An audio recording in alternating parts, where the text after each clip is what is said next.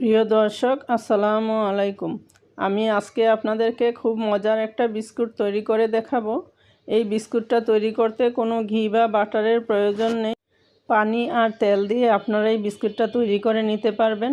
ওভেনে বেক করার ঝামেলা নেই, চুলায় আপনারা এটা বেক করে নিতে পারবেন। একদম খাস্তা। আশা করি রেসিপিটি আপনাদের ভালো লাগবে। এখানে আমি নিচ্ছি 1/3 কাপ চিনি, তার সাথে দিব 1/4 কাপ পানি।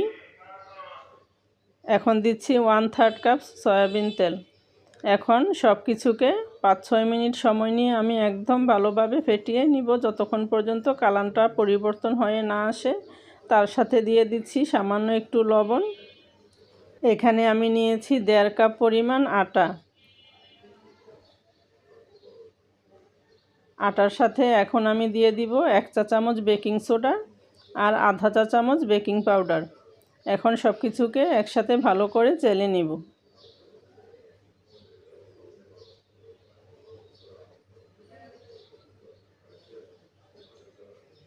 এখন সব কিছুকে হাত দিয়ে আমি ভালোভাবে মেখে নিব।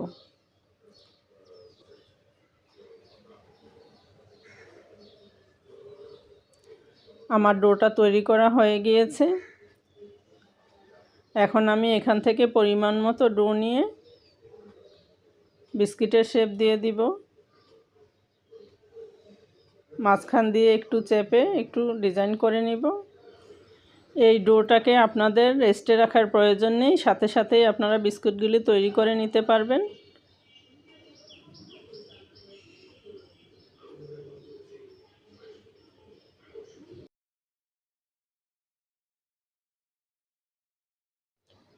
সবগুলি বিস্কুট আমার তৈরি করা হয়ে গিয়েছে।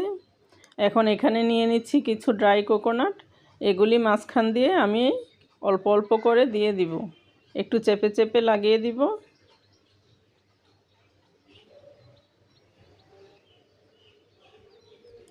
এখন আমি এগুলোকে বেক করতে চুলায় চলে যাচ্ছি। এখানে একটা পাতিল আমি 5 মিনিট গরম করে নিয়েছি।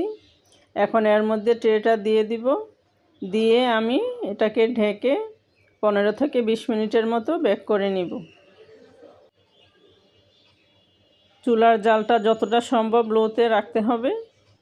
এই যে দেখুন, চমৎকারভাবে বিস্কিটগুলি তৈরি হয়েছে। খুব সুন্দর একটা কালার এসেছে, আর দেখতে যেমন সুন্দর হয়েছে বিস্কুটগুলি কিন্তু খেতেও একদম খাস্তা হয়েছে। আশা করি রেসিপিটি আপনাদের ভালো লেগেছে। ভালো লাগলে অবশ্যই আমাকে কমেন্ট করে জানাবেন। সবাই ভালো থাকবেন। আল্লাহ হাফেজ।